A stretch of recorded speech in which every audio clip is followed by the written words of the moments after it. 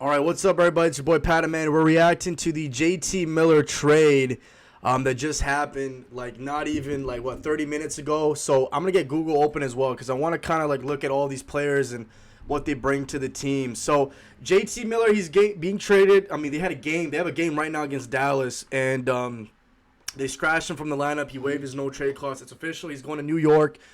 So is Eric Brandstrom from the AHL and Jackson Dorrington. Never heard of that bud, but hey, you're going to New York, buddy.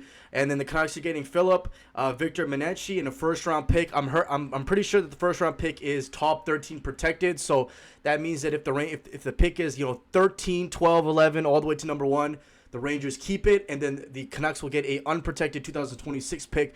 But if the pick is like pick 14, 15, 16, 17, 18, 19, the Canucks get it this year.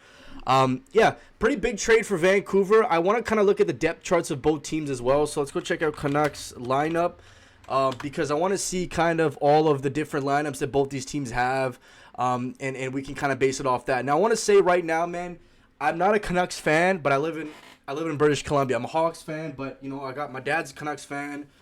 Most of my buddies are Canucks fans, and I've been talking to a lot of my buds, and they're pretty pissed off. It's been a very disappointing season for the Vancouver Canucks, right? I mean, this is a team that was one game away from potentially making it to the Stanley Cup Finals. Yeah, they were in the second round, but they lost to Edmonton. The Oilers go to the finals, and the Oilers lost in Game 7. So like, if you're Vancouver, you're looking at it like this: like we were one game away from beating Edmonton. Now, who knows what happens if the Canucks play Dallas or Florida, but you're thinking to yourself, like, man, we had a pretty good chance to make it to the finals last year, and we didn't. Usually, like, you regroup your team up, and then you go for it again. This year's been a struggle. Demko's been injured. I think that's another drama. The whole Demko situation is a big, big drama because I was talking to my buddy. He said that he wants to trade Demko. I don't know how Canucks fans feel. Do you guys want to trade Stature Demko because his injuries and he's got a contract coming up soon? Like, do you really want to overpay him? So that's another drama. Then you obviously have the JT Miller, Elias Pettersson situation. I'm not even going to talk about it. You guys know everything about that. These guys just don't like each other. Now, this is one of those things, man. This reminds me of like the Ryan Kessler and like the Corey Schneider Luongo situation, man. I feel like the media, it's a big reason why this trade's happening is the media. It's no secret that these guys didn't like each other, but I feel like the media overblow it to a proportion where it just cannot be fixed, man.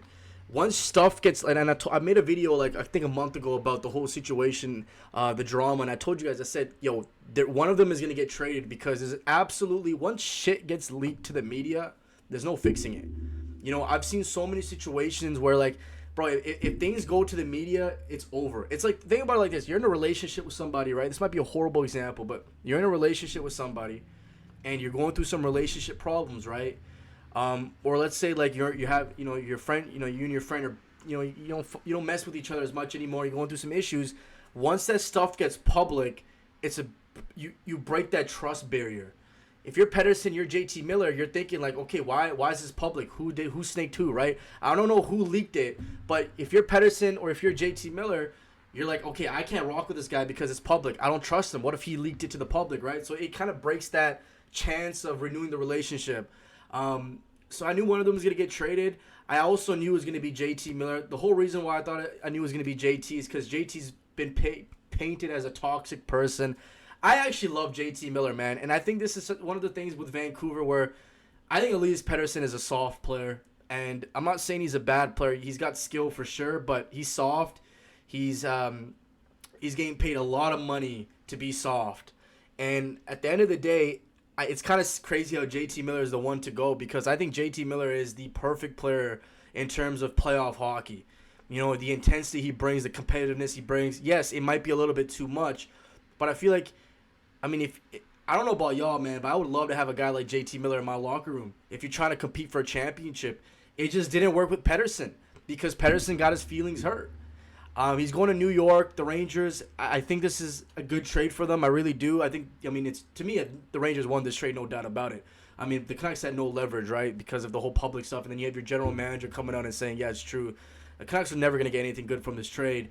But Philip is interesting, though, because he can definitely be a little bit solid, though. Let's look at their lineups. I mean, he'd probably be maybe like their second-line center, I'm thinking, if everything goes healthy.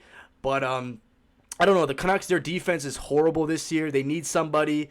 They'll probably use that first round pick to acquire somebody. I also want to kind of check out the New York Rangers, the Rangers starting lineup as well, because yeah, here it is. JT Miller is going to be their second line center. Zibanejad third line center. I don't know. Y'all think I don't know, but I think the Rangers, they look legit.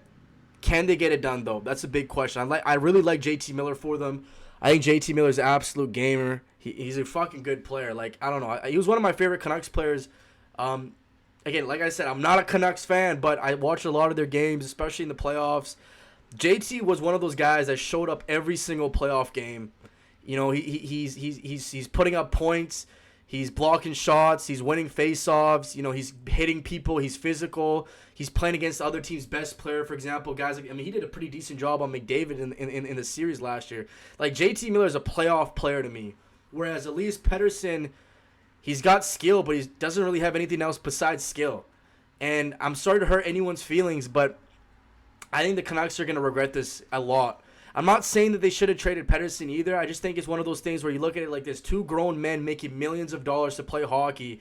Put your fucking feelings aside and go play hockey and try to win a championship. I think by the end of the career, man, it's going to be one of those things where JT and Elias Pettersson are going to think about it and be like, especially if they don't win a cup, you're going to be like, damn, we had something special in Vancouver, but we let our personal feelings and beef destroy something. It sucks. It is what it is, though, because I actually think JT Miller was the perfect Canuck player, and a year later he's gone, which is honestly very, very sad. So I feel for Canucks fans. Now, the big thing is now, how will Pettersson respond? There's no excuses for Elias Pettersson anymore. All right? You're making the big boy money. You know, you had a bad season, but you want to blame it on JT Miller. Go ahead. He's gone. You know, they traded Miller. You're the only one there now. You got to perform. If you don't perform, the first thing I'm doing this offseason is I'm trading Elias Pettersson. Anyways, guys, drop a like, subscribe. Let me know what you guys think about this trade. I think it's one of those trades where it's just like, damn. But, yeah, peace out, boys.